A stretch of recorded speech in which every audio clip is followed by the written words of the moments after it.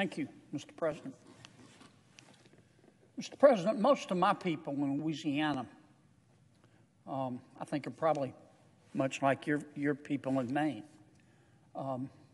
Most of my people, most of our people, they just get up every day, they go to work, they obey the law, they pay their taxes, they try to do the right thing by their kids, try to teach their kids morals, and they try to save a little money for retirement as they enjoy living in what they believe is the greatest country in all of human history. But many of my people, Mr. President, are struggling. President Biden took office on January 20th of last year. So, what are we? We're in day 490 of Build Back Better. From where many of my people sit, nothing's been built, and nothing is back, and nothing is better. There's not a more appropriate example of that than the cost of living, inflation. When President Biden took office, the cost of gasoline in my state was $2 a gallon. It's between $4.15 and $4.25 right now. And it's not just gasoline, Mr. President. I mean, I don't need to tell you. A dozen eggs now costs $2.52. Ground beef is $5.41. A pound of chicken is $4.10. The price of oil, the price of gasoline affects so much in terms of our economy.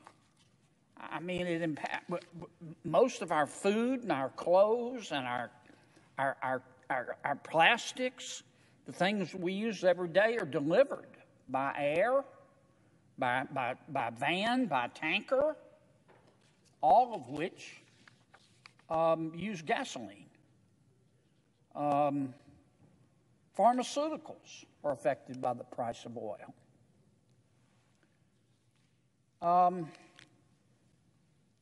I don't think it's any secret that the Biden administration is trying to disrupt the production of oil in America. I think that's just a fact. We see it in the president canceling leases on federal lands in the Gulf of Mexico, in ANWR. We see it from the difficult regulatory environment for oil and gas producers.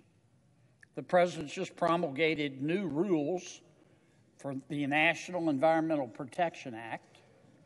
If those new rules come to fruition, it'll be impossible to open a new pipeline in America. And I think we have to be honest about that. Now, to be fair, the Biden administration is trying to disrupt the production of oil and gas, especially oil, for environmental reasons, of which we're both aware.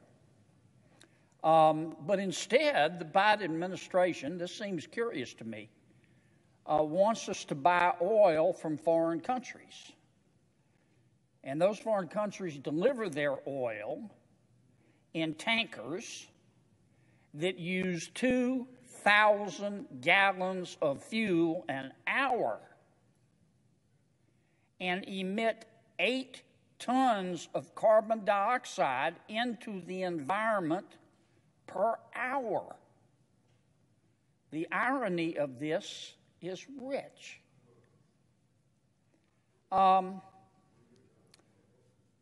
Inflation and oil. Once again, I think so much of our inflation in all the products that we need to maintain our standard of living today starts with the price of oil. Now, President Biden has said he has no control over the price of oil and therefore the price of gasoline. But, Mr. President, you can't have regulatory control over the drilling the transporting, the storage, the refining, the trading, and the taxation of oil, as the president does, and say you have no control over the price of the commodity. I mean, that's just not true. The president, here's what most people in my state see, Mr. President. The president, in March of last year, sent every American a $1,400 stimulus check. And they were grateful. But then the Biden administration, for its next trick, crashed their 401ks, increased their food bills by as much, for some, as much as $3,000 a year, increased their rent, for many as much as $2,000 a year, and increased their gas bills for as much as $1,000 a year. And they don't see that as a good trade, Mr. President. And it's all derived from President Biden's energy policy, which is here's his energy policy: wind, solar, and wishful thinking. It's just not realistic. And among other things, it is hurting our country. It's hurting my people in Louisiana desperately because of the rise in gasoline prices. I was very disappointed to see this week that the president has changed his approach to inflation and the price of gasoline. He has said we are now in a transition period, and he said it as if that were a positive thing. He said we're in a transition, and when we get through this transition, we're going to be stronger than ever because we're not going to have to rely on fossil fuels. And I'm thinking, I respect the president, but honestly, what planet did he parachute in from? I had just finished reading J.P. Morgan's energy report. And J.P. Morgan, looking out until 2030, not 2050, 2030, just 8 years from now, said in 2030, at the rate we're going, the demand for energy in America will be 20% greater than the supply. You know what that's going to do to the price, Mr. President. The J.P. Morgan Energy Report said that at a minimum in 2030, 8 years from now, the demand for oil is going to be 10% higher in America, and the demand for natural gas is going to be 18% higher. You know what that's going to do to prices? And the president is talking about this glorious transition, as if this is going to last forever. I don't know about the good people of Maine, but the good people in Louisiana, they just can't afford it. And my people deserve better. Now, what's the answer? Here's my opinion. We've got to stop spending. The Federal Reserve has got to be given a chance to do its job. The United States Congress has a budget that we have set for the United States of America. We need to live within our budget. Except for defense spending, we need to freeze spending. We need to freeze it and give the Federal Reserve a chance to get this inflation under control. Thank you, Mr. President. My people deserve better. People of America deserve better. I yield the floor. Mr. President.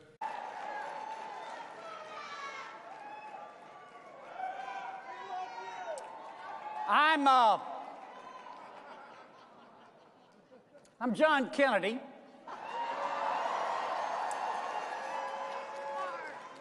Not that John Kennedy, this John Kennedy. Permit me, if you will, to tell you what I believe. I believe that America was founded by geniuses. But it's being run by idiots. I believe that you can't fix stupid, but you can vote it out. I believe that America, unless we lose it, is the greatest country in all of human history, and the whole world knows it. Let me ask you something. When was the last time you heard of someone trying to sneak into China? America is so great. America is so great that people who hate it refuse to leave it. Now listen to me on this one. I believe that Republicans are not perfect. I believe that Republicans are not perfect, but the other side is crazy.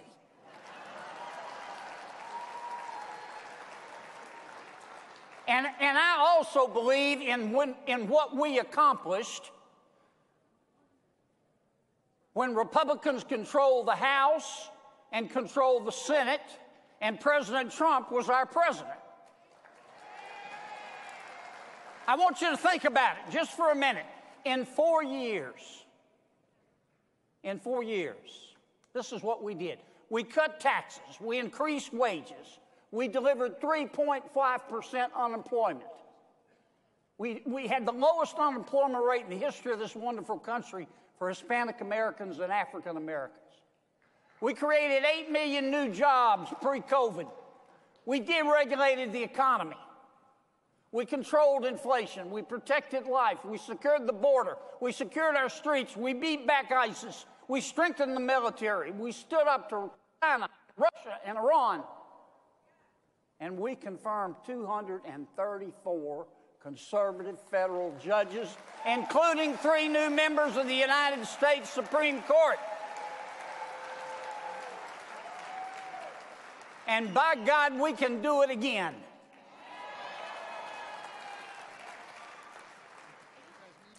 Now,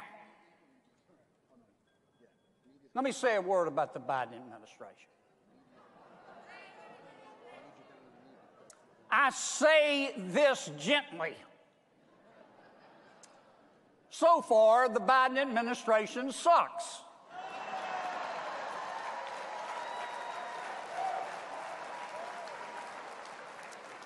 President Biden has mismanaged COVID, he's mismanaged Congress, he's mismanaged the border, he's mismanaged crime, he's mismanaged foreign policy, and he's mismanaged Afghanistan. He's also mismanaged inflation. Now, I don't like to brag about the expensive places I've been. But this morning, I went to the gas station. Oh, my God. Please, dear Lord, don't let President Biden mismanage Russia aggression. What else do I believe? I believe that exercise makes you look better naked. So does alcohol.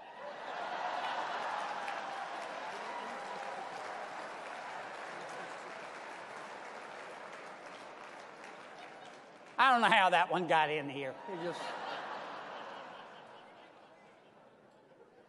I believe that no parent should be required to send their child to a failing school. I believe that no parent should be required to send their child to a failure factory where violence is common and learning is rare. I believe in the dignity of work.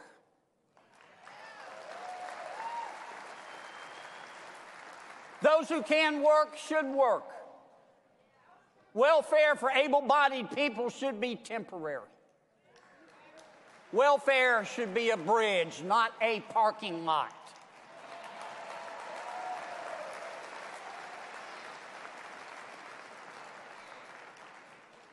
Let me say a word about foreign affairs. That's on our minds today. I believe that weakness invites the wolves. Now, I don't know what this is. If I make it to heaven, I'm going to ask. But there's some people in this world. They're not sick. They're not mixed up. They're not confused. It's not that their mama or daddy didn't love them enough. They're evil. And some of them run countries.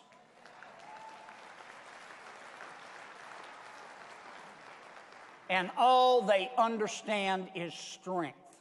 We must be armed for peace.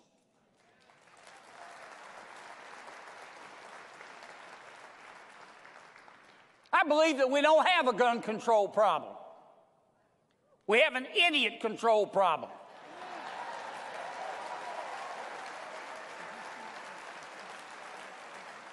Here's some free advice, friends.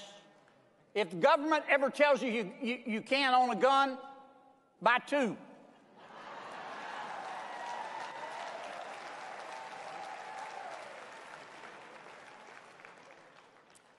I believe that if you hate cops just because they're cops, the next time you get in trouble, call them a crackhead.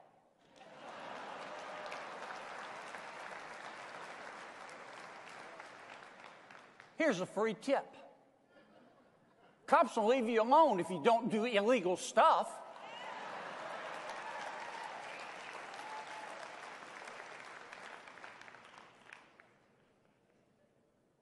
I believe in life.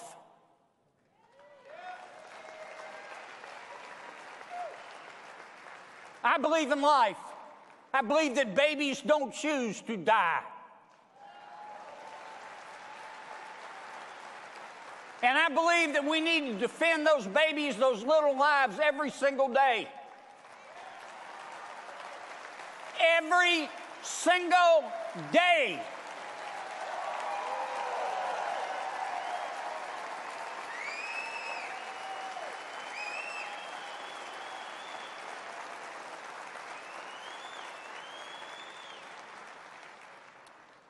Now listen to me carefully on this one.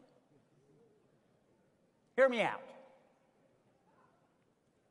I believe that America is not perfect, but we are good. Like every other culture in the history of humanity, America caught the disease of slavery, but we beat it back. And we passed civil rights laws in 1866, 1871, 1875, 1960, 1964, 1968, 1990, and 1991, and I'm probably leaving some out. The truth is that most Americans don't think that much about race. They think about character. And they understand that souls have no color.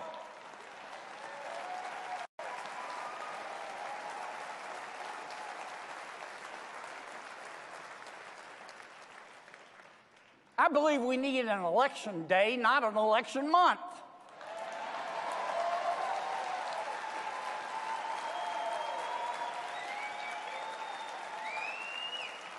I believe you should have to prove you are who you say you are when you vote.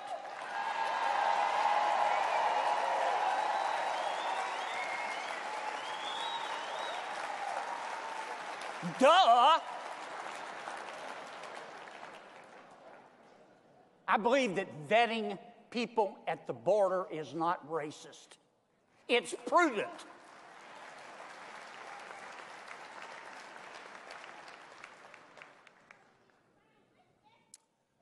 I believe that Arlington National Cemetery. Have you been? If you haven't, go. If you've been, go twice. Go again. I believe that Arlington National Cemetery contains 400,000 reasons why you should stand your ass up for the national anthem.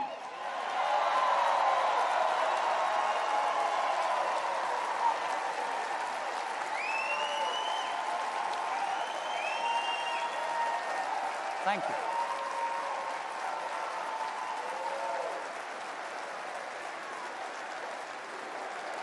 you. USA. Amen. Amen.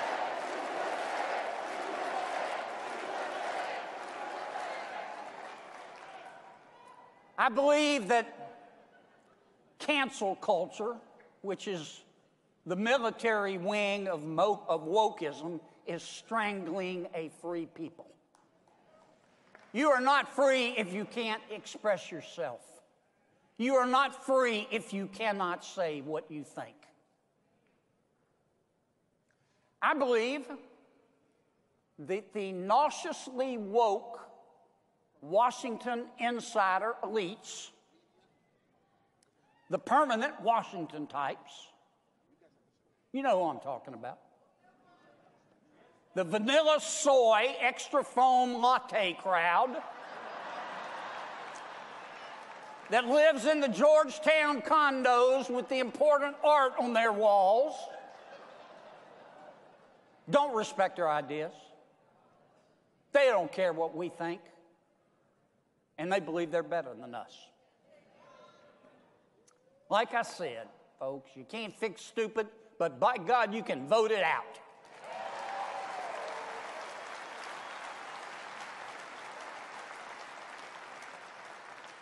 And finally, I believe our future can be better than our present or our past. I do. I believe our future can be better than our present or our past. I believe that we're only as good as our dreams, that we're only as valuable as our children. But the water won't clear up until we get the pigs out of the creek.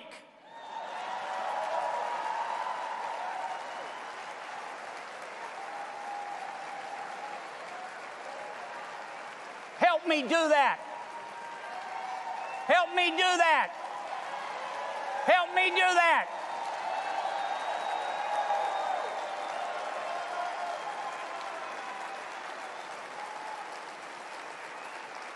I love this country. I love this country as much as you do.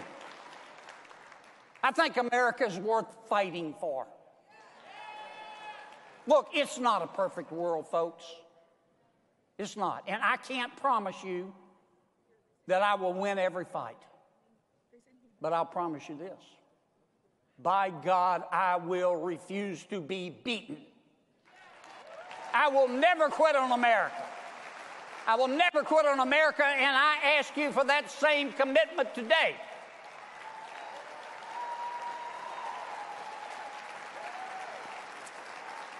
One more thing, and then I'm really done.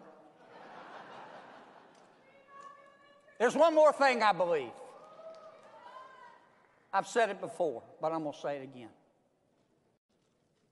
I don't hate anybody. I look for grace wherever I can find it.